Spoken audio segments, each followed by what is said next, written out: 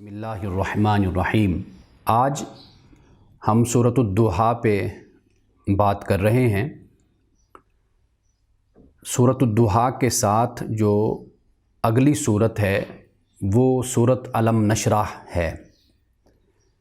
سورۃ الضحیٰ پہ ہم تفصیل سے بات کریں گے اور سورۃ الم نشرح کا مختصر ترجمہ اور تفسیر میں بیان کر دوں گا، چونکہ ان دونوں صورتوں کا زمانہ ایک ہی لگتا ہے،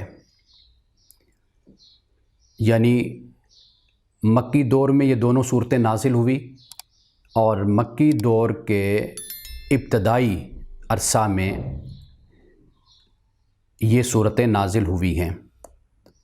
اس لیے کہ جب ہم ان دونوں صورتوں کا مطالعہ کریں گے، پڑھیں گے، خاص طور پر سورۃ الضحیٰ کا، تو اس کے ترجمہ سے ہی معلوم ہو جاتا ہے کہ یہ صورت مکۃ المکرمہ کے ابتدائی دور میں نازل ہوئی، یعنی ہجرت سے پہلے اور مکہ کے آغاز میں، کہ جب رسول اللہ صلی اللہ علیہ وسلم نے نبوت کا اعلان فرمایا تھا تو اس ابتدائی عرصے میں یہ صورت نازل ہوئی، اور اسی صورت کے ساتھ ہی الم نشرح لک صدرک، یعنی اس صورت کا بھی زمانہ معلوم ہو جاتا ہے۔ تو اس لیے تفصیل سے تو ہم سورۃ والضحیٰ پہ بات کریں گے، لیکن ساتھ ہی سورۃ الم نشرح کا ترجمہ اور چند مقامات ایسے ہیں کہ جن کی تشریح اور توضیح کی ضرورت ہے، تو اس کی ہم وضاحت کر دیں گے۔ سورۃ والضحیٰ کا آغاز ہوتا ہے والضحیٰ، یعنی اس لفظ سے کہ ضحیٰ، قسم کس کی ہے؟ ضحیٰ کی۔ عربی زبان میں واو کو قسمیہ کہا جاتا ہے، یعنی یہ قسم کے لیے استعمال کرتے ہیں، جیسے عربی زبان میں واللہ، اللہ کی قسم، تو اسی طرح والضحیٰ، ضحیٰ کی قسم۔ اب اللہ سبحانہ و تعالیٰ جب کسی چیز کی قسم اٹھاتا ہے تو وہ کیوں قسم اٹھاتا ہے؟ اس لیے کہ وہ اس قسم کے بعد کسی اہم بات کو اور کسی اہم مسئلے کو بیان کرتا ہے۔ اب یہاں اللہ سبحانہ و تعالیٰ نے دو قسمیں اٹھائی ہیں۔ پہلی قسم ہے والضحیٰ، ضحیٰ کی قسم، واللیل اذا سجا، رات کی قسم جب وہ چھا جائے۔ اب ضحیٰ سے مراد تو روز روشن ہے، چاشت کا وقت ہے، یہ مختلف اس کے معنی بیان کیے جاتے ہیں۔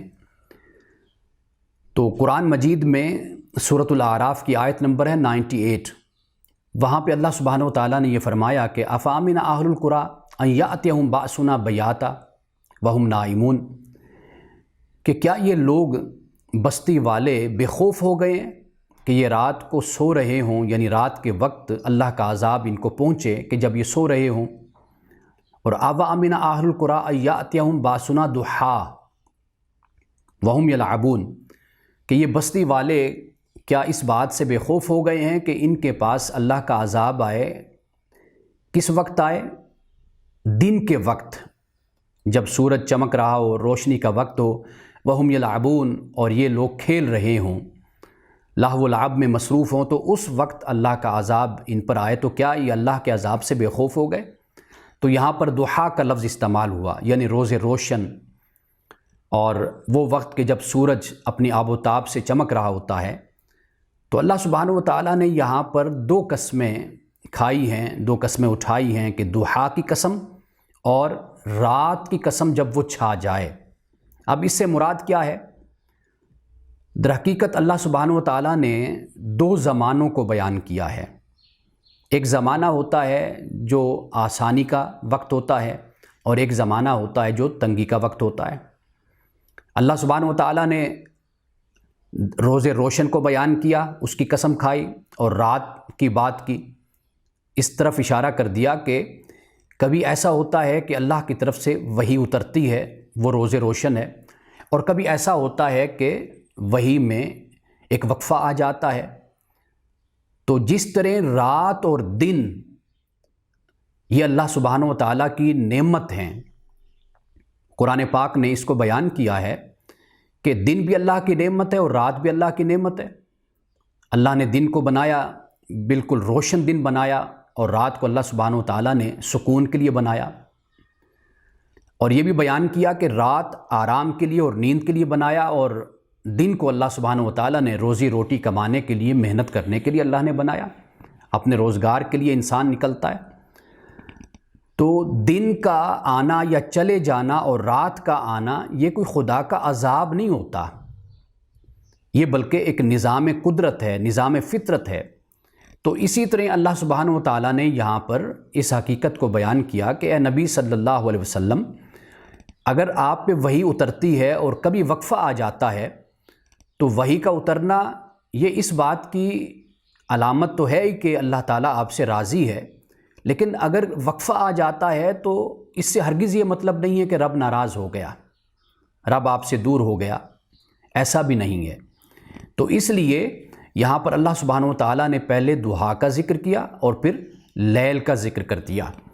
اب یہ دہا اور لیل یہ رسول اللہ کی زندگی کا خلاصہ ہے، یعنی اللہ کی وحی آتی، آپ لوگوں کو اللہ کی وحی سے روشناس کراتے، اللہ سبحانہ و تعالیٰ احکامات عطا کرتا، آپ لوگوں کو احکامات بتاتے، اللہ سبحانہ و تعالیٰ معاشرتی سماجی زندگی کے حوالے سے رہنمائی دیتا، آپ لوگوں کو اس کے بارے میں بتاتے، توحید رسالت کی بات ہوتی، آخرت کی بات ہوتی، آپ لوگوں کو بتاتے۔ اور وقفہ آ جاتا تو اصل پریشانی کی بات یہ ہوتی تھی کہ مشرکین مکہ اور کفار مکہ کی سختیاں، مصیبتیں اور ان کی طرف سے ابتلا اور رسول اللہ صلی اللہ علیہ وسلم کے لیے سزائیں، اس میں اضافہ ہوتا چلا گیا۔ رسول اللہ کے لیے تسکین اور سکون کا باعث اس وقت میں کہ جب اپنی جمعیت بھی بہت کم ہے، یعنی مسلمانوں کی تعداد بہت کم ہے، اور اسلام کی دعوت دیتے ہیں تو کفار مکہ، مشرکین مکہ کی طرف سے ایک رد عمل آتا ہے، یہ بھی ایک تکلیف کا باعث ہے، اذیت کا باعث ہے۔ تو اللہ سبحانہ و تعالیٰ نے یہاں پہ اس حقیقت کو بیان کر دیا کہ اے نبی صلی اللہ علیہ وسلم، یہ دونوں معاملات انسانی زندگی کا حصہ ہیں، تو آپ پریشان نہ ہوئیے۔ ایسا نہیں ہے کہ جب وحی نہیں آتی یا وقفہ آ جاتا ہے تو اللہ سبحانہ و تعالیٰ کہیں آپ سے ناراض ہو گیا، تو ایسی بات نہیں ہے۔ اب یہاں پہ یہ بات سمجھ آتی ہے کہ نبی پاک صلی اللہ علیہ وسلم کی زندگی میں دونوں باتیں ہیں، اور صالحین، انبیاء، صدیقین، شہداء اور اللہ کی راہ میں جو چلنے والے لوگ ہوتے ہیں ان کی زندگی میں یہ دونوں باتیں موجود ہوتی ہیں۔ آسانی بھی ہوتی ہے، تنگی بھی ہوتی ہے، فتح بھی اور کامرانی بھی نصیب ہوتی ہے، اور کبھی آزمائش کے طور پر قدم پیچھے بھی ہٹ جاتا ہے۔ یہ سب کچھ انسانی زندگی کا حصہ ہے، اور اللہ کے نیک بندے ان تکالیف سے اور ان مصائب سے گزرتے رہے ہیں۔ اب اس کے بعد کیا فرمایا اس صورت میں؟ فرمایا ما ودعک ربک وما قلی، کہ تیرے رب نے نہ چھوڑا تجھے، آپ کو نہ چھوڑا، وما قلی، اور نہ وہ آپ سے بیزار ہوا، یعنی وہ آپ سے ناراض نہیں ہوا۔ اب یہاں پہ دیکھیے کہ رب کا کے الفاظ ہیں، تیرے رب نے، آپ کے رب نے نہ آپ کو چھوڑا نہ وہ آپ سے ناراض ہوا۔ اور یہ تیرا رب کہنا در حقیقت یہ بھی ایک تسلی کا انداز ہوتا ہے، تشفی کا انداز ہوتا ہے۔ جیسے ہم اپنے کسی عزیز کو کہہ دیتے ہیں کہ میں تیرا دوست ہوں، میں آپ کا بھائی ہوں، میں آپ کا بڑا ہوں، آپ کا سرپرست ہوں، آپ کیوں پریشان ہوتے ہیں؟ تو آپ کا مخاطب کر کے الفاظ استعمال کرنا یہ در حقیقت تسلی اور تشفی کی طرف اشارہ ہو جاتا ہے کہ رب نے فرمایا کہ تیرے رب نے نہ چھوڑا اور نہ وہ ناراض ہوا، نہ وہ بیزار ہوا۔ اب یہاں پر بہت سی روایات بیان کی جاتی ہیں، اور وہ ایسی روایات ہیں کہ ان کو بیان کرنے کی ضرورت نہیں ہے، اس لیے کہ یہ وہی روایات ہیں کہ جو موضوع اور من گھڑت ہمارے کتابوں میں موجود ہیں کہ رسول اللہ صلی اللہ علیہ وسلم جب یہ وقفہ آ گیا، وقفہ طویل ہو گیا، بعد کہتے ہیں کہ جی یہ پتہ نہیں کتنے مہینوں پر محیط یہ عرصہ تھا، تو رسول اللہ صلی اللہ علیہ وسلم پہاڑ پہ چلے جاتے، نعوذ باللہ کہ بھئی میں اب کود کر خودکشی کر لوں، کہ رب سے رابطہ ٹوٹ گیا، کوئی وحی نہیں آ رہی، پریشانی میں ہوتے۔ اب یہ روایات بھی ہماری کتابوں میں موجود ہیں۔ اب ان روایات کو بیان کرنے کی ہرگز ضرورت نہیں ہے، ان کو پڑھ کر یہ اندازہ ہو جاتا ہے اگر ایک انسان، ایک مسلمان قرآن مجید کو پڑھتا ہے اور قرآن مجید رسول اللہ صلی اللہ علیہ وسلم کی عظمت کو، آپ کے مقام اور مرتبے کو، آپ کے اخلاق اور کردار کو جس طرح بیان کرتا ہے، تو میرا خیال ہے کہ اس کے بعد باقی جو دوسرے سورسز ہیں ان کے ذریعے سے کسی وضاحت کی اور کسی تشریح کی ضرورت نہیں رہتی۔ اب اس سے آگے یعنی رب ذوالجلال نے یہاں پر یہ فرمایا ما ودعک ربک وما قلی، کہ تیرے رب نے نہ تجھے چھوڑا اور نہ ہی وہ تجھ سے بیزار ہوا۔ اب اس کے بعد کیا فرمایا؟ یعنی آپ یوں دیکھیے کہ ہر آیت ایک سیڑھی کی طرح ہے، یعنی ایک سیڑھی، پھر اس کے بعد اگلی، پھر اس سے اگلی، پھر اس سے اگلی، یعنی اس طرح انسان آگے بڑھتا چلا جاتا ہے۔ تو اللہ سبحانہ و تعالیٰ نے جب یہ فرمایا کہ تیرے رب نے نہ چھوڑا اور نہ وہ بیزار ہوا، تو اس سے آگے کیا فرمایا؟ فرمایا وَلَلْآخِرَةُ خَيْرٌ لَكَ مِنَ الْأُولَىٰ، کہ نبی صلی اللہ علیہ وسلم آپ کا آنے والا لمحہ موجودہ لمحے سے بہتر ہے، یعنی آپ کا موجودہ دور سے بہتر آنے والا دور ہے، آپ کے موجودہ وقت سے آنے والا وقت بہتر ہے، اور آپ کے موجودہ لمحے سے آنے والا لمحہ بہتر ہے۔ اب یہ جو آخرت کا لفظ ہے، یعنی یہ دنیا کے مقابلے میں بھی بولا جاتا ہے، ربنا آتنا فی الدنیا حسنہ وفی الآخرۃ حسنہ۔ رسول اللہ کی یہ پسندیدہ دعا ہے جو قرآن مجید میں بیان ہے، اے ہمارے رب ہمیں دنیا میں اچھا عطا کر اور ہمیں آخرت میں بھی اچھا عطا کر۔ اب دنیا کے مقابلے میں آخرت، یعنی دنیا کے مقابلے میں دین نہیں ہے، نہ دین کے مقابلے میں دنیا ہے، بلکہ دنیا ایک زمانہ ہے، ایک وقت ہے، ایک مکان ہے جہاں پہ انسان اپنی زندگی، عارضی زندگی گزارتا ہے، اور پھر اس کے بعد آخرت بھی ایک ظرف ہے، ایک مکان ہے، ایک زمانہ ہے جہاں پہ انسان جا کر اپنا وقت گزارے گا اور ہمیشہ کی زندگی رہے گا۔ اب یہ دو اللہ سبحانہ و تعالیٰ نے یہاں پر جو بیان کیا، فرمایا وَلَلْآخِرَةُ خَيْرٌ لَكَ مِنَ الْأُولَىٰ، اولا سے مراد یہ ہے کہ جو اس وقت موجودہ لمحہ جو گزر رہا ہے، پریزنٹ ٹائم، تو یہ مراد ہو گیا۔ اور جب آخرت کی بات کی تو آخرت سے مراد فیوچر، مستقبل ہو گیا، یعنی اس سے دونوں باتیں مراد ہو گئی۔ ایک تو اشارہ اس بات کی طرف کر دیا کہ اے نبی صلی اللہ علیہ وسلم، دنیا میں سختیاں آئیں گی، دنیا میں ابتلا اور آزمائش آپ کی زندگی میں آئیں گے، لیکن اللہ سبحانہ و تعالیٰ نے اس دنیا سے کہیں خوبصورت دنیا اور جہان آپ کے لیے بسا رکھا ہے اور آپ کے لیے انتظام کر رکھا ہے، اور وہ آخرت ہے۔ تو دنیا آخرت کے مقابلے میں ہو گئی اور آخرت دنیا کے مقابلے میں۔ لیکن اس کا ایک اور معنی اور مفہوم یہ ہے کہ اللہ کے رسول صلی اللہ علیہ وآلہ وسلم کہ آپ کا آنے والا لمحہ اسی زندگی میں، اسی دنیا میں موجودہ لمحے سے بہتر ہوگا۔ اب آپ دیکھیے کہ یہ بھی معجزہ ہے نا، کہ اللہ سبحانہ و تعالیٰ نے اپنے رسول صلی اللہ علیہ وسلم پر یہ وحی کی، اور رسول اللہ نے پھر لوگوں کو بتایا کہ سورۃ الضحیٰ تلاوت فرمائی، وَلَلْآخِرَةُ خَيْرٌ لَكَ مِنَ الْأُولَىٰ۔ اب اس وقت کے کافر کیا اس بات کا خیال بھی، گمان بھی کر سکتے ہیں کہ یہ رسول محمد صلی اللہ علیہ وسلم کہ جن کی حالت یہ ہے کہ ان کا کوئی پیغام نہیں سنتا، ان کی آواز پر کوئی لبیک نہیں کہتا، مٹھی بھر تھوڑے سے لوگ ہیں، 10 15 20 کہ جنہوں نے اسلام کو قبول کر لیا، اور اکثریت اسلام کی طرف راغب نہیں ہو رہی، مذاق کر رہی ہے، استہزاء کر رہی ہے، ٹھٹھا کر رہی ہے۔ رسول اللہ کو قرآن پاک میں اللہ پاک نے تسلی دی ہے کہ اے نبی آپ پریشان نہ ہوئیے، آپ سے پہلے انبیاء کا بھی مذاق اڑایا گیا تھا، ان سے بھی استہزاء کیا گیا تھا، اور نعوذ باللہ ان کو بھی ہر طریقے سے نشانہ بنایا گیا تھا، تو آپ پریشان نہ ہوئیے۔ قرآن پاک بیان کرتا ہے مختلف مقامات پر۔ تو ایسے وقت میں آپ دیکھیے کہ جب اللہ کا رسول یہ کہتا ہے کہ آنے والا لمحہ موجودہ لمحے سے بہتر ہوگا، وہ کس طرح بہتر ہو سکتا ہے؟ دیکھنے والے تو دیکھ رہے ہیں کہ فی الحال تو صورتحال ایسی ہے کہ جس میں مسلمان مشقت میں اور محنت میں کم تعداد ہے۔ رسول اللہ کو آئے روز نشانہ بنایا جاتا ہے، کبھی پتھروں کے ذریعے سے، کبھی کانٹوں کے ذریعے سے، کبھی کسی ذریعے سے، کبھی کسی طریقے سے آپ کو اذیت پہنچائی جاتی ہے۔ تو کوئی سوچ سکتا تھا کہ یہ اسلام کہ جو مکہ سے پھر مدینے پہنچا اور مدینے سے پھر آگے کس طرح اسلام پھیلتا چلا گیا؟ اللہ سبحانہ و تعالیٰ نے یہاں پر خیر کا لفظ استعمال کیا ہے کہ بہتر، یعنی اس میں کامیابی، اس میں فتوحات، دین کی سربلندی، سب کچھ شامل ہو گیا۔ ظاہری وسائل کو دیکھیں تو ایسا محسوس ہوتا ہے کہ کوئی دن آئے گا کہ جب نعوذ باللہ کبھی ایسا نہ ہو جائے کہ دین مٹ جائے، محمد صلی اللہ علیہ وسلم کو شہید نہ کر دیا جائے، صحابہ کی جماعت کو ختم نہ کر دیا جائے۔ ایسے ماحول میں اللہ پاک اپنے نبی صلی اللہ علیہ وسلم کو یہ خوشخبری سنا رہا ہے۔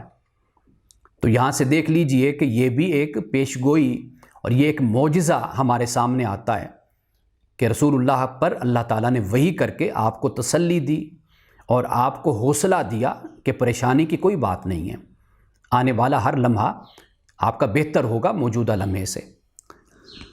اب اس سے آگے کیا دیکھتے ہیں؟ اس سے آگے وَلَسَوْفَ يُعْطِيكَ رَبُّكَ فَتَرْضَىٰ، اور فرمایا کہ تیرا رب، یہاں پر پھر وہی اسلوب اختیار کیا کہ تیرا رب ان قریب تجھے عطا کرے گا، فترضیٰ کہ تو راضی ہو جائے گا۔ اب کیا عطا کرے گا؟ اللہ سبحانہ و تعالیٰ نے یہ نہیں بیان کیا یہاں پر، یعنی دنیاوی اقتدار عطا کرے گا، دین کی سربلندی عطا کرے گا، کیا عطا کرے گا؟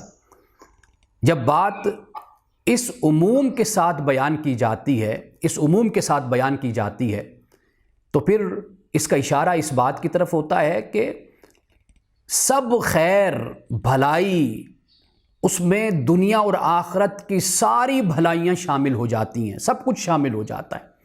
وَلَسَوْفَ يُعْطِيكَ رَبُّكَ فَتَرْضَىٰ، کہ ان قریب آپ کو آپ کا رب اتنا کچھ عطا کرے گا کہ آپ خوش ہو جائیں گے، آپ نہال ہو جائیں گے، آپ راضی ہو جائیں گے۔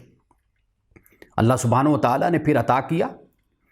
آپ یہ دیکھیے کہ اسلام رسول اللہ صلی اللہ علیہ وسلم کی زندگی میں، یعنی دین اسلام ملک عرب جنوب کے ساحلوں سے لے کر شمال میں سلطنت روم اور سلطنت فارس کی سرحدوں تک پہنچا، اور پھر مشرق میں خلیج فارس سے لے کر مغرب بحر احمر تک یہ سب کچھ زیر اثر آ گیا، اور پھر اس کے بعد ایشیا، افریقہ اور یورپ کے بڑے حصوں تک پھر اسلام پہنچا، ساری دنیا میں اسلام پھیلا۔ رسول اللہ صلی اللہ علیہ وسلم کی زندگی میں اسلام کہاں تک پہنچا؟ آپ نے خطوط لکھے بادشاہوں کو، تو اللہ پاک یہ فرماتا ہے کہ وَلَسَوْفَ يُعْطِيكَ رَبُّكَ فَتَرْضَىٰ، کہ عنقریب اللہ آپ کو عطا کرے گا کہ جس سے آپ راضی ہو جائیں گے۔ اگرچہ اس کی ایک روایت بیان کی جاتی ہے کہ رسول اللہ نے اللہ کی بارگاہ میں یہ دعا کی تھی اپنی امت کے لیے کہ اے اللہ میری امت کو بخش دے، میری امت کو بخش دے، رب ہب لی امتی، یہ روایت ایک بیان ہوتی ہے۔ تو اللہ تعالیٰ نے پھر اس آیت کو نازل فرمایا کہ وَلَسَوْفَ يُعْطِيكَ رَبُّكَ فَتَرْضَىٰ، کہ عنقریب آپ کو رب اتنا عطا کرے گا کہ آپ راضی ہو جائیں گے۔ یعنی امت کے لیے رسول اللہ کی دعا تھی۔ واضح بات ہے کہ رؤوف الرحیم کے جو الفاظ قرآن مجید نے بیان کیے سورۃ التوبہ میں، یہ خاص طور پر مومنین کے ساتھ اس کے تعلق کو بیان کیا گیا ہے کہ مومنین کے ساتھ رؤوف ہیں، نرم دل ہیں اور رحیم ہیں، رحم کرنے والے ہیں۔ تو اس تعلق کی بنیاد پر رسول اللہ نے اپنی امت کے لیے دعا فرمائی۔ لیکن اس آیت سے جو وسیع معنی مراد لیا جاتا ہے وہ یہ ہے کہ اللہ سبحانہ و تعالیٰ نے پھر آپ کو وہ کچھ عطا کیا کہ پھر دنیا نے دیکھا، وہ لوگ کہ جو اسلام کے مخالف تھے، اسلام کے دشمن تھے اور اسلام کو مٹانے کے درپے تھے، وہ لوگ خود مٹ گئے لیکن اسلام کو نہ مٹا سکے۔ اسلام آج بھی زندہ ہے، اللہ کا یہ آخری پیغام، اللہ کا یہ آخری دین اور قیامت تک یہ اسی طرح قائم اور دائم رہے گا۔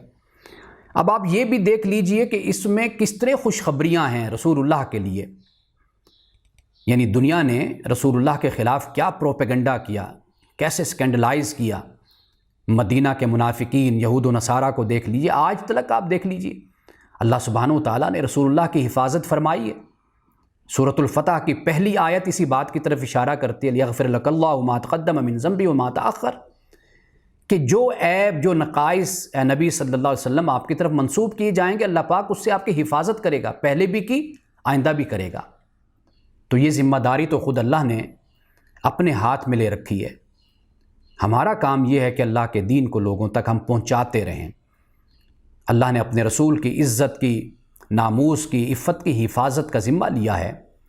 جتنا بھی رسول اللہ کے خلاف پروپیگنڈا کیا گیا، اتنا ہی لوگوں کے دلوں میں رسول اللہ کی محبت پیدا ہوئی، رسول اللہ سے تعلق پیدا ہوا ہے۔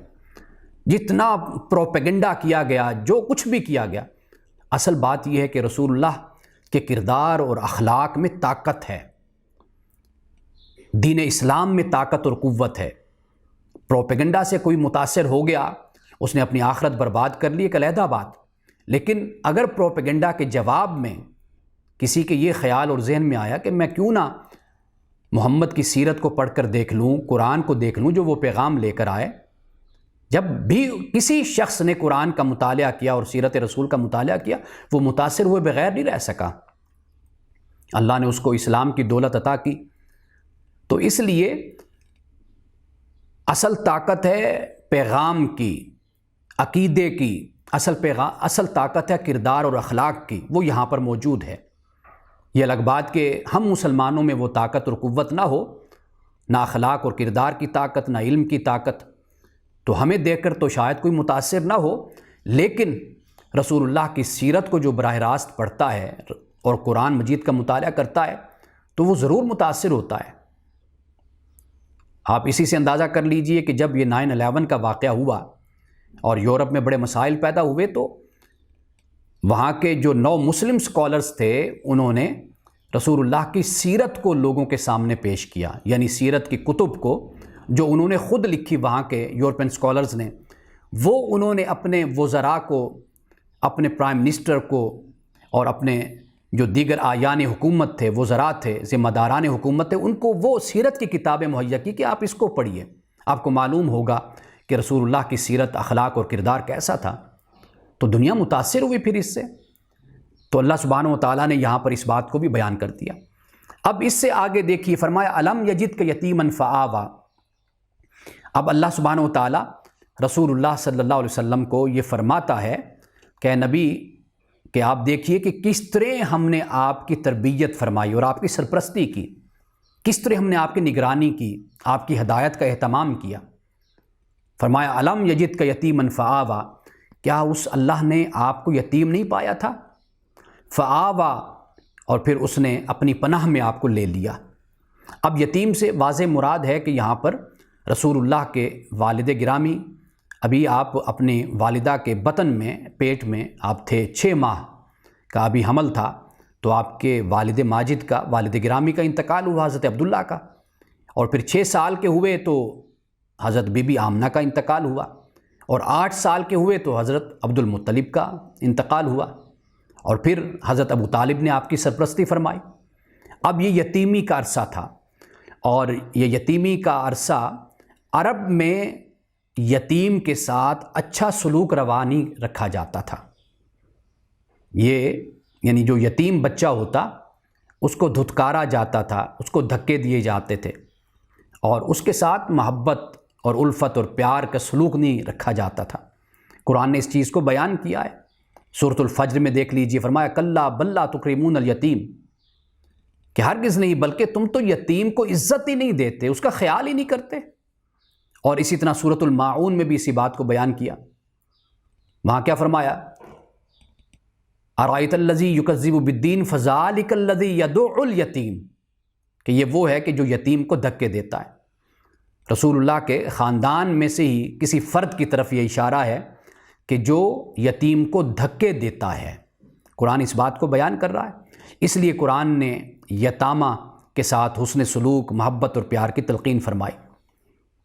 اس لیے کہ جب سر پر والدین ہوتے ہیں تو ہر کوئی پیار اور شفقت سے پیش آتا ہے، لیکن جب والدین کا سایہ سر سے اٹھ جاتا ہے، اپنے ہی آنکھیں پھیر لیتے ہیں، نگاہیں پھیر لیتے ہیں، توجہ ہی نہیں کرتے کہ کہیں یہ ذمہ داری ہمارے گلے نہ پڑ جائے۔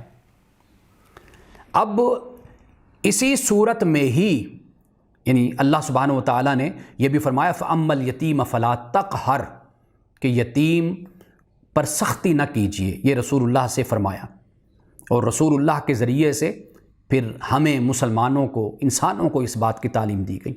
اللہ نے فرمایا نا کہ الم یجدک یتیما فآویٰ، کیا اللہ نے آپ کو یتیم نہیں پایا تھا؟ تو پھر اس نے اپنی پناہ میں آپ کو لے لیا۔ اب سورۃ الطور کی آخری آیت کو ذرا اگر آپ دیکھیے تو وہاں پر اللہ نے کیا فرمایا، فرمایا وَاصْبِرْ لِحُکْمِ رَبِّکَ، کہ اے نبی صلی اللہ علیہ وسلم اپنے رب کے فیصلے کے آنے تک آپ صبر کیجئے۔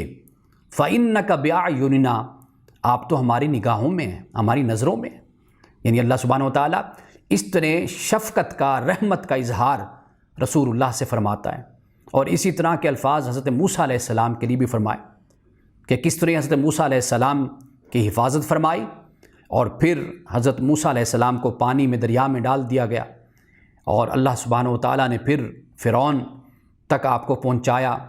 تو وہاں پہ اللہ پاک کیا فرماتا ہے کہ اے موسیٰ تم ہماری نظروں میں تھے، ہماری نگاہوں میں تھے، یعنی ایک حفاظت کی طرف اشارہ کر دیا کہ اگر تمہیں کوئی غضن، کوئی نقصان، کوئی تکلیف کوئی شخص نہیں پہنچا سکا نا، اور تمہاری زندگی محفوظ رہی، تو اس کی وجہ کیا ہے؟ خصوصی اہتمام اللہ کی طرف سے آپ کی حفاظت کا ہوا۔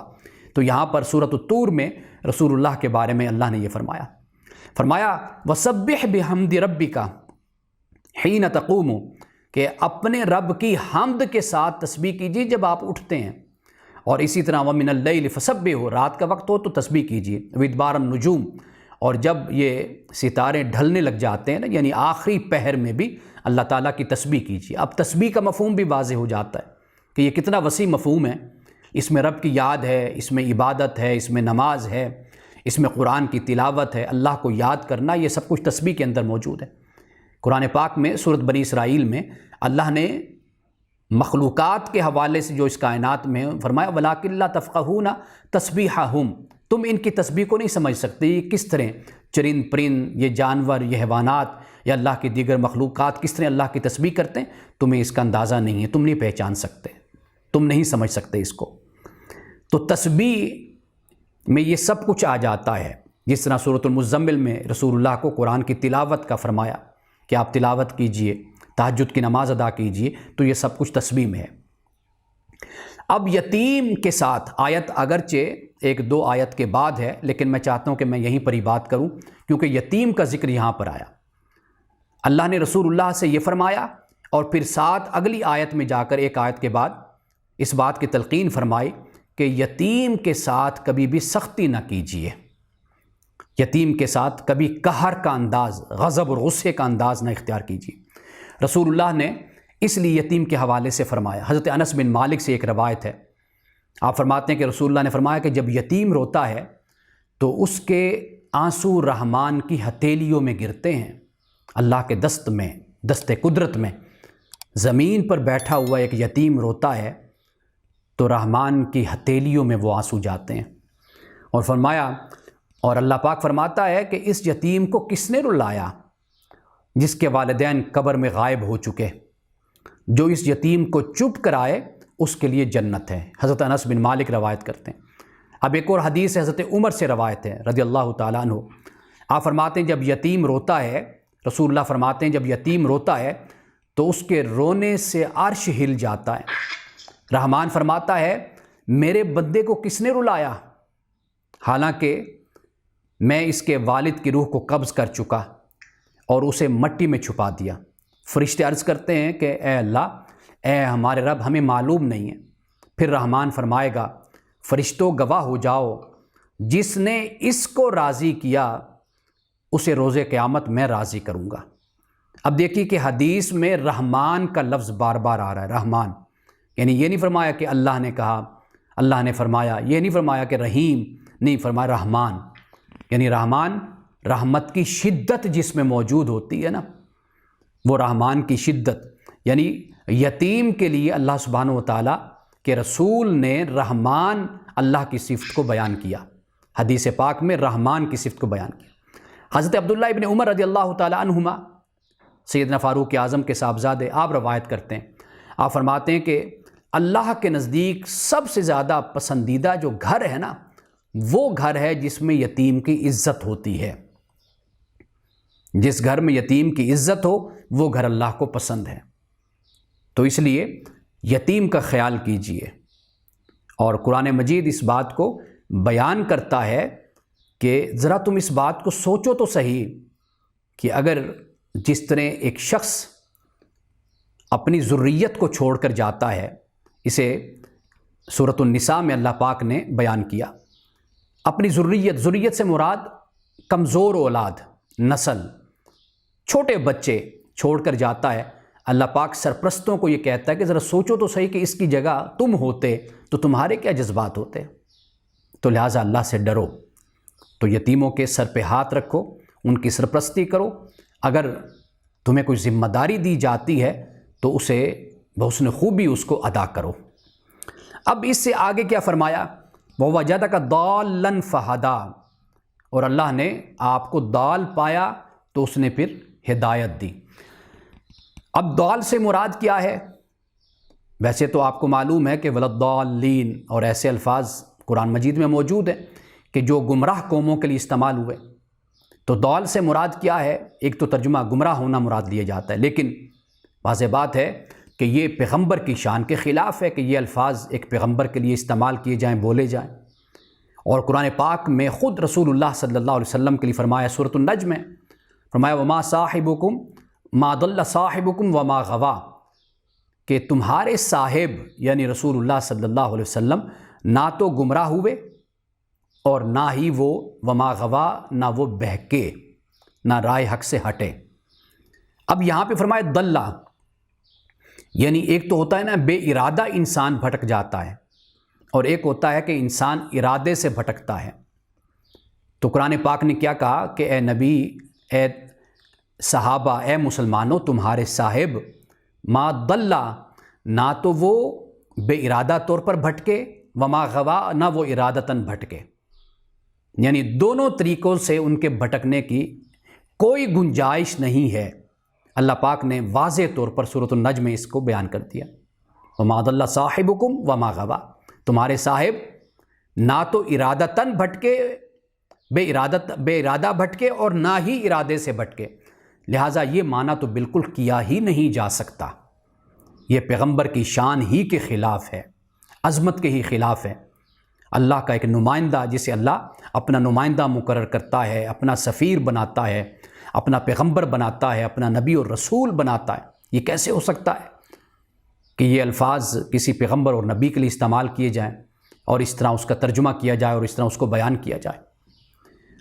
اب ایک اس کا مطلب ہوتا ہے، عربی زبان میں کہتے ہیں ضل الماء فی اللبن، کہ پانی دودھ میں گم ہو گیا۔ آپ پانی اگر دودھ میں ڈالتے ہیں تو آپ دیکھیے کہ پانی علیحدہ نظر نہیں آئے گا آپ کو، وہ بالکل دودھ میں مکس اپ ہو جاتا ہے۔ تو اللہ پاک نے اس بات کی طرف اشارہ کیا کہ نبی صلی اللہ علیہ وسلم آپ ایک ایسے معاشرے میں تھے کہ وَوَجَدَكَ ضَالًّا فَهَدَىٰ، ایک ایسے معاشرے میں آپ رہتے تھے جہاں پر ہر طرف کفر اور شرک ہی تھا۔ یہ اللہ تعالیٰ کی مہربانی، اس کی ہدایت، اس کی رہنمائی تھی، اللہ کا ہی کرم تھا کہ اس کفر اور شرک کے ماحول کے باوجود بھی اللہ نے آپ کو ہدایت سے نوازا، ہدایت عطا فرمائی، ہر طریقے سے آپ کی حفاظت فرمائی۔ جس طرح ہم نے پہلے پڑھا کہ الم یجدک یتیما فآویٰ، کہ کیا اللہ نے آپ کو یتیم نہ پایا کہ پھر اس نے اپنی پناہ میں آپ کو لے لیا؟ تو یہ اللہ سبحانہ و تعالیٰ نے کہ وہ معاشرہ کہ جہاں ہر طرف کفر اور شرک ہے، ظلم تعدی ہے، جبر ہے، جہاں پہ ہر طرف رب کی نافرمانی ہو رہی ہے اور عجیب سا ایک ماحول ہے، اس معاشرے میں رہتے ہوئے اللہ پاک نے فرمایا کہ وَوَجَدَكَ ضَالًّا فَهَدَىٰ، کہ آپ ایک ایسے معاشرے میں تھے کہ جس میں ہر طرف ضلالت اور گمراہی تھی، لیکن اللہ نے پھر آپ کو ہدایت عطا فرمائی، ہدایت کی چادر میں آپ کو لے لیا، سائے میں آپ کو لے لیا۔ یہ بھی ترجمہ ہو سکتا ہے۔ اور اسی طرح عربی زبان میں شجرہ ضالہ کہا جاتا ہے اس درخت کو جو تنہا ہوتا ہے، صحرا میں، ریگستان میں، جنگل میں۔ یعنی اللہ پاک نے اس بات کو بیان کیا کہ آپ شجرہ ضالہ، یعنی آپ تنہا تھے، کہ آپ کی وہ ذات تھی کہ جس میں ہدایت موجود تھی، جس میں رہنمائی موجود تھی، جس میں صالحیت موجود تھی، جس میں نیکی موجود تھی۔ کوئی اور درخت وہاں پر آپ جیسا موجود تھا ہی نہیں، کہ اللہ سبحانہ و تعالیٰ نے پھر آپ کے ذریعے سے لوگوں کو ہدایت عطا فرمائی اور رہنمائی عطا فرمائی۔ اور اسی طرح ضال کا مطلب شدید محبت اور وارفتگی بھی کیا جاتا ہے۔ حضرت یعقوب علیہ السلام کے حوالے سے سورۃ یوسف میں یہ فرمایا گیا انک لفی ضلالک القدیم، کہ آپ تو ابھی تک یوسف کی اسی پرانی محبت میں ہی ہیں جی۔ لوگوں نے کہا نا، گھر والوں نے کہا، خاندان کے افراد نے کہا کہ جب آپ نے کہا کہ بھئی مجھے یوسف کی خوشبو آ رہی ہے، انہوں نے کہا جی آپ تو اسی پرانی محبت میں ہی ہیں ابھی تک۔ تو یہاں پر وارفتگی، شدید محبت کو بھی کیا کہا گیا کہ دلال کہا گیا۔ ان لفی ضلالک القدیم۔ اور اسی طرح عزیز مصر کی بیوی کے حوالے سے بھی قد شغفہا حبا انا لنراہا فی ضلال مبین، کہ وہ تو اس کی محبت کا، حضرت یوسف علیہ السلام کی محبت میں ہے وہ حبا، اور ہم تو دیکھتے ہیں اس کو واضح محبت میں، یعنی ایک شدید محبت میں مبتلا ہے حضرت یوسف علیہ السلام کی۔ اب دلال کا ترجمہ یہ کیا گیا، تو اگر ہم اس کا یہ ترجمہ کرتے ہیں تو اس سے مراد یہ ہے کہ وَوَجَدَكَ ضَالًّا، کہ اللہ نے آپ کو اپنی محبت میں پایا، شدید محبت میں آپ کو پایا، تو اللہ نے پھر ہدایت دی، اپنی طرف آپ کو راہ دکھا دی۔ ایک اور ترجمہ بھی کیا جاتا ہے، حضرت عبداللہ ابن عباس اور حضرت حسن بصری، ان دونوں اور دیگر افراد سے بھی، شخصیات سے یہ معنی بیان ہے، نقل ہے۔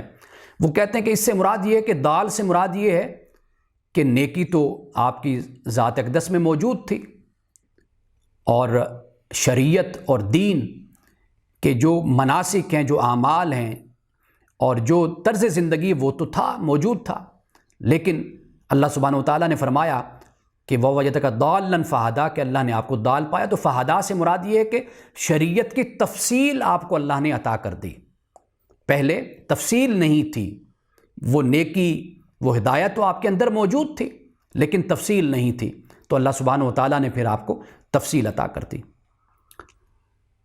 ایک ترجمہ جو میں نے طالب علمی کے دور میں نے پڑھا، وہ اب تک میرے ذہن میں ہے۔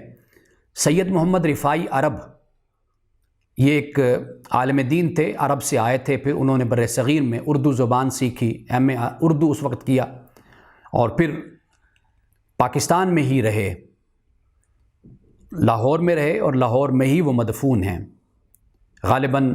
اب مجھے یاد تو نہیں کہ کوئی شالمی کی طرف ان کا مزار ہے، بہرحال لاہور میں وہ موجود، ان کا اس وقت مزار ہے، قبر ہے ان کی۔ عالم دین تھے، انہوں نے قرآن پاک کا ترجمہ اور تفسیر انہوں نے لکھی، بڑی مختصر تفسیر ہے۔ تو سید محمد رفاعی عرب نے اس کا جو ترجمہ کیا وہ کیا، اگر مجھے یاد ہے طالب علم کے دور سے جو میں نے پڑھا، تو اب وہ معلوم نہیں کہ یہ تفسیر بازار میں مہیا بھی ہے، دستیاب بھی ہے یا نہیں ہے۔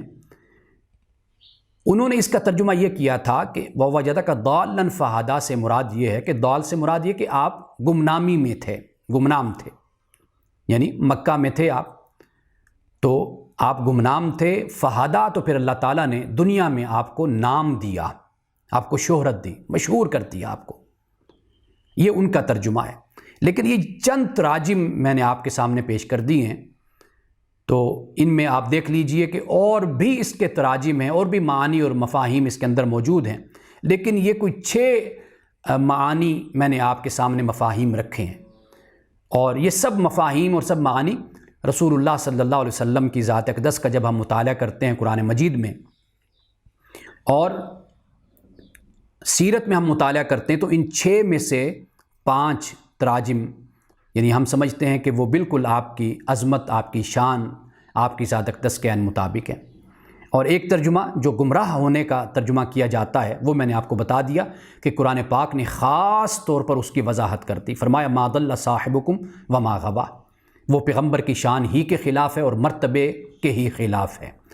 رسول اللہ صلی اللہ علیہ وسلم اللہ کے آخری نبی ہیں، آپ کے علاوہ جتنے بھی پیغمبر آئے، جب ہم قرآن مجید پڑھتے ہیں تو اللہ سبحانہ وتعالیٰ نے ان کے لیے جب الفاظ کا چناؤ کیا تو ان کی شان کے مطابق الفاظ کا چناؤ کیا، اور جب ان کا حوالہ دیا تو ان کی شان کے مطابق اللہ تعالیٰ نے حوالہ دیا۔ یعنی ایسا نہیں ہے کہ جیسے تورات اور انجیل میں انبیاء علیہ السلام کا ہمیں ذکر ملتا ہے، ہمارا یقین اور ایمان ہے کہ وہاں پر بھی جب انبیاء علیہ السلام کا ذکر ہوا ہے، اللہ پاک نے اس طرح کلام نہیں فرمایا، یہ بعد میں تحریف کر کے ان باتوں کا اضافہ کر دیا گیا۔ انبیاء علیہ السلام کی یعنی شان کے خلاف اور کسر شان میں یہ سب کچھ لکھا گیا اور تحریف کی گئی۔ تو رسول اللہ کی سیرت کو پڑھتے ہیں، قرآن مجید کا مطالعہ کرتے ہیں، تو یہ معانی اور یہ مفاہیم اور کھل کر واضح ہوتے ہیں۔ اب اس کے بعد فرمایا وَوَجَدَكَ عَائِلًا فَأَغْنَىٰ، کہ اللہ تعالیٰ نے آپ کو عائل پایا، اب عائل کا ترجمہ ہم فقیر کرتے ہیں، نادار بھی کرتے ہیں، اور یعنی ضرورت کی چیزیں نہ ہونا اصل میں اس کو فقر کہتے ہیں، اس کو ناداری کہتے ہیں۔ اللہ سبحانہ و تعالیٰ نے چونکہ رسول اللہ صلی اللہ علیہ وسلم سے آغاز کلام میں آپ کے اس پریشانی کو اللہ تعالیٰ نے اس طرح تسلی اور تشفی، اطمینان اور سکینت میں بدل دیا کہ فرمایا کہ اے نبی صلی اللہ علیہ وسلم، اللہ نے وحی کا آغاز کیا، آپ پر وحی بھیجی، وحی آتی ہے، کبھی وقفہ آ جاتا ہے، تو کبھی بھی آپ اپنے دل کو تنگ نہ کیجیے۔ اس کی وجہ یہ ہے کہ آپ تو شروع سے اللہ کی نظروں میں ہیں، اللہ کی نگاہ میں ہیں، اللہ نے آپ کی حفاظت فرمائی ہے۔ پھر وقت یاد کروائے گئے ہیں، زمانے یاد کروائے گئے ہیں۔ کیا کیا زمانے یاد کروائے گئے وہ میں نے آپ کو بتا دیا اور آپ کے سامنے بیان کر دیے۔ اب یہ ایک زمانہ یہ بھی ہے کہ فرمایا کہ آپ عائل تھے، آپ نادار تھے، پھر فاغنا، اللہ تعالیٰ نے غنی کر دیا۔ اب ایک ترجمہ تو اغنا کا یہ ہے کہ مالدار کر دیا، سیدہ خدیجۃ الکبریٰ رضی اللہ تعالیٰ عنہا کے مال نے آپ کو غنی کر دیا، ایک ترجمہ تو یہ ہو گیا۔ دوسرا ترجمہ یہ بھی کیا جا سکتا ہے کہ فاغنا سے مراد یہ ہے کہ اللہ تعالیٰ نے پھر آپ کو بے نیاز کر دیا، پھر آپ کو مال اور دولت سے اور فقر سے آپ کو بلند کر دیا کہ فاغنا، تو اللہ سبحانہ و تعالیٰ نے آپ کو پھر بے پرواہ کر دیا، اللہ نے آپ کو بے نیاز کر دیا۔ اب اس سے آگے فرمایا فَأَمَّا الْيَتِيمَ فَلَا تَقْهَرْ، یتیم کا ذکر میں نے پہلے کر دیا، آپ کو تفصیل کے ساتھ بتا دیا کہ فرمایا کہ یتیم کو اب آپ نے سختی سے پیش نہیں آنا۔ اب یہ کیوں فرمایا؟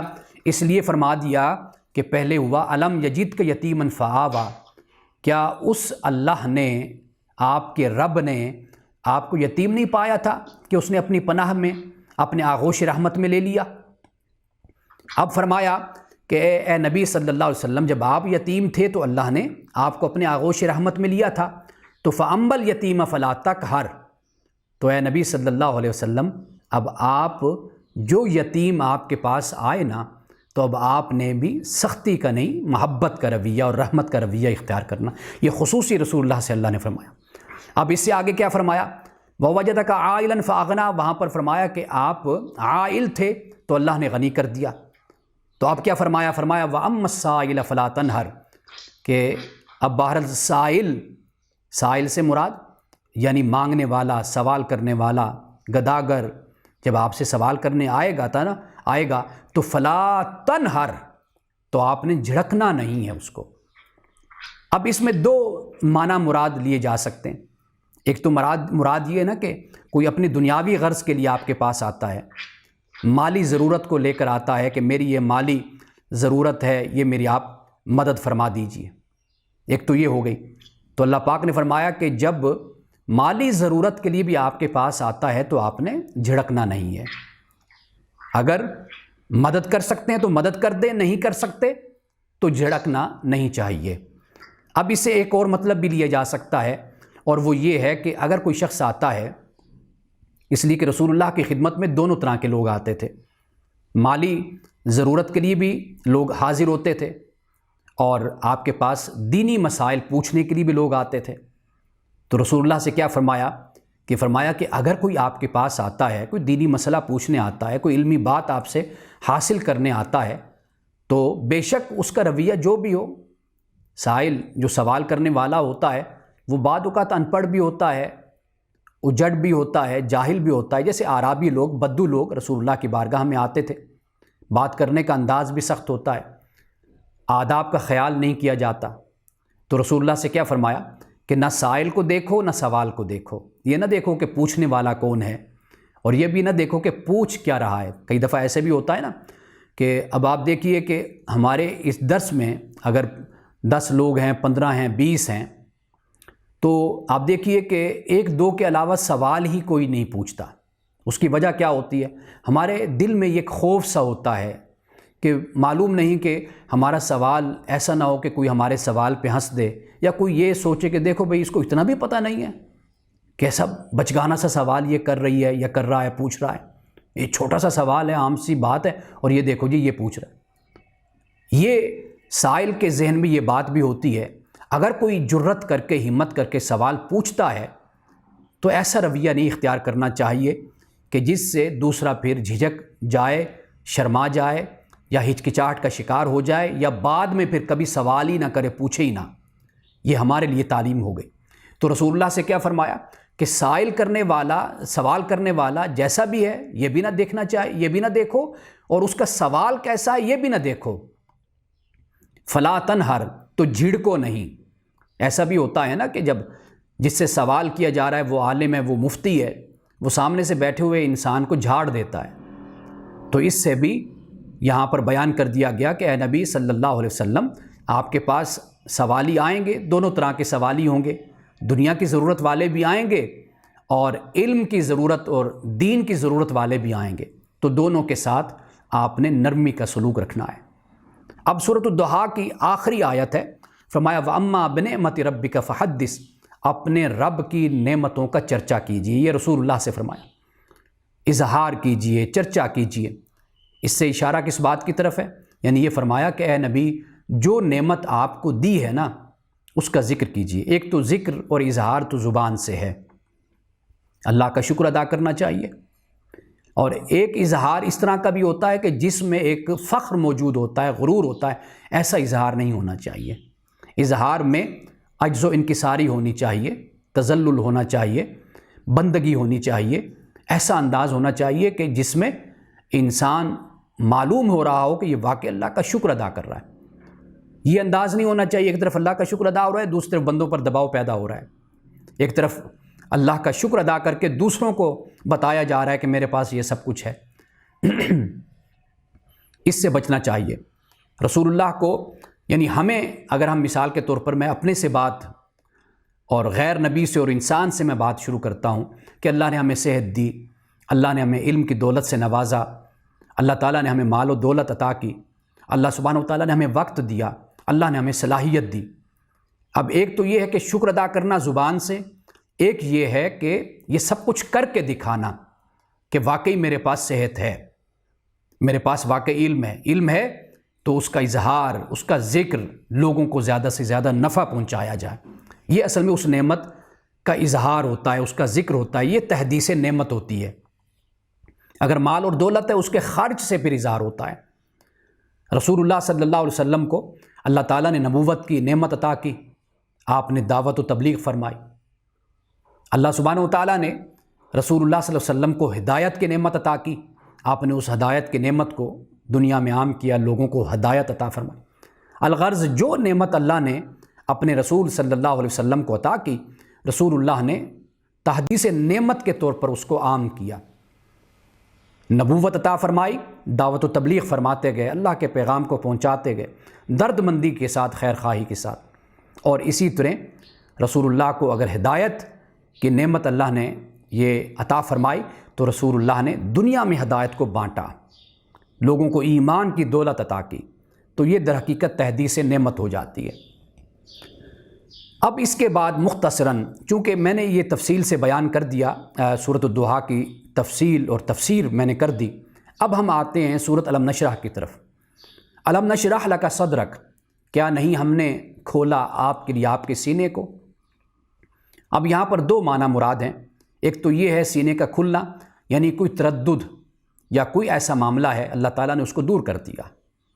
دوسرا معنی یہ بھی ہو سکتا ہے کہ جیسے حضرت موسیٰ علیہ السلام کو اللہ تعالیٰ نے نبی بنا کر بھیجا اور فرمایا کہ اب جاؤ قوم فرعون کو جا کر تبلیغ کرو، تو عرض کی مولا کہ وہ مجھے کہیں جھٹلائیں نہ، یعنی وہ مجھے جھٹلائیں گے، میرا انکار کریں گے، اور وَيَضِيقُ صَدْرِي، کہ میرا دل، میرا سینہ گھٹ جائے گا، بند ہو جائے گا، یعنی مجھے گھٹن محسوس ہوگی۔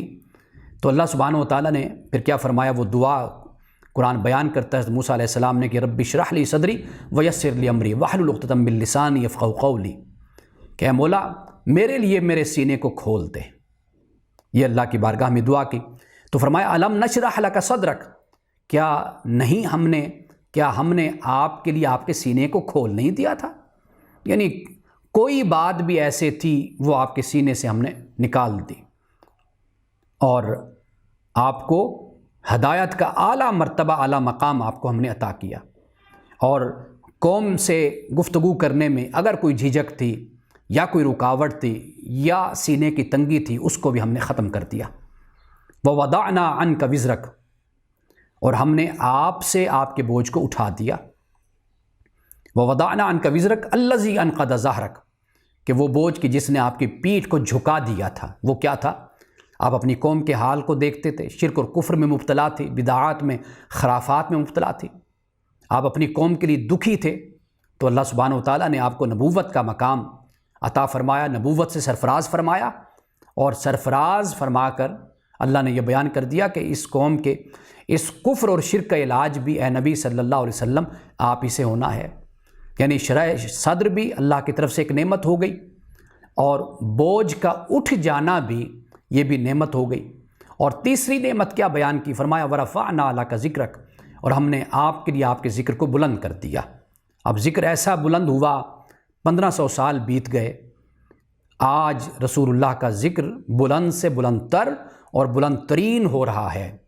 اب یہ بھی دیکھیے کہ اللہ نے یہاں پر بھی اپنے محبوب کے ذکر کو بلند کر دیا۔ وَرَفَعْنَا، رفعنا کی بات کی ہے، یہ ماضی کا صیغہ ہے، یہ نہیں فرمایا کہ ہم بلند کر دیتے ہیں یا کر دیں گے۔ رفع یرفع نرفع، یہ نہیں فرمایا۔ رفعنا، یہ رفعنا جب ماضی کا صیغہ استعمال کیا جائے نا تو یہ یقین اور تیقن کے لیے، تاکید کے لیے استعمال ہوتا ہے۔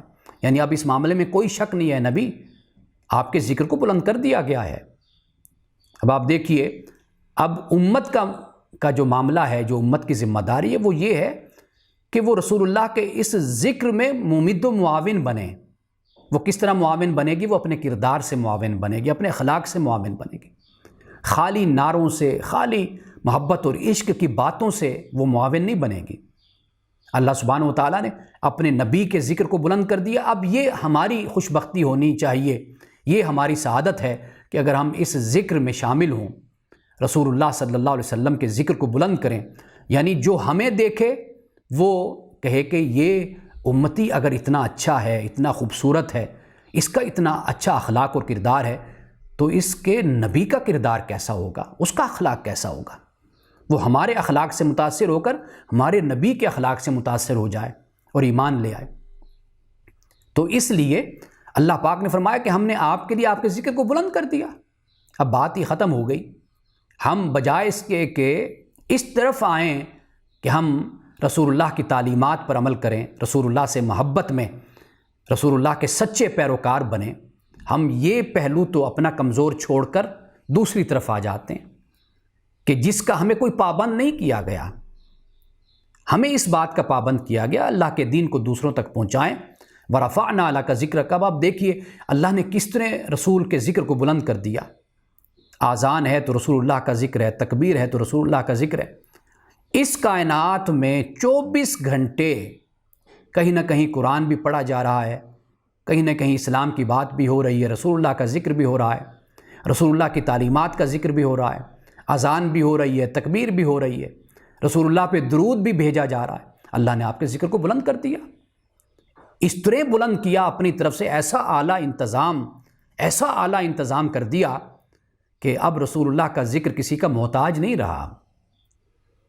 اب اس سے آگے کیا فرمایا؟ فرمایا فَإِنَّ مَعَ الْعُسْرِ يُسْرًا، إِنَّ مَعَ الْعُسْرِ يُسْرًا، کہ تنگی کے ساتھ، بے شک تنگی کے ساتھ آسانی ہے، بے شک تنگی کے ساتھ آسانی ہے۔ یعنی یہ بتا دیا کہ اے نبی صلی اللہ علیہ وسلم آپ اپنے مشن کو جاری رکھیے، اس نیکی کے سفر کو جاری رکھیے، ہدایت کے راستے کو جاری رکھیے، اس لیے کہ تنگیاں آتی رہیں گی، تنگی کے ساتھ آسانی بھی ہوتی ہے، دونوں ساتھ ساتھ چلتی رہتی، پریشان ہونے کی ضرورت نہیں ہے۔ فَإِذَا فَرَغْتَ فَانْصَبْ، پس جب آپ فارغ ہوں تو پھر فنصب، پھر محنت میں لگ جائیے۔ وَإِلَىٰ رَبِّكَ فَارْغَب، اور اپنے رب کی طرف توجہ کیجیے۔ یعنی عبادت سے فارغ ہوتے ہیں تو خلق خدا کی خدمت میں لگ جائیے، خلق خدا کی خدمت سے فارغ ہوتے ہیں تو رب کی عبادت میں مصروف ہو جائیے۔ یعنی اپنی زندگی اللہ نے فرمایا کہ بامقصد طریقے سے بس گزارتے چلے جائیے، آپ کی یہ ذمہ داری ہے۔ فَإِذَا فَرَغْتَ فَانْصَبْ وَإِلَىٰ رَبِّكَ فَارْغَب، اپنے رب کی طرف راغب رہیے، بس ہتھ کارول دل یارول، دل آپ کا اللہ کی یاد سے معمور، اللہ کی یاد میں بس مشغول ہونا چاہیے۔ یہ ہاتھ کبھی جنگ میں بھی مصروف ہوتے ہیں، کبھی روزی روٹی میں بھی مصروف ہوتے ہیں، کبھی دیگر معاملات میں مصروف ہوتے ہیں، لیکن دل کو اللہ کی یاد کا مرکز و محور بنائیے۔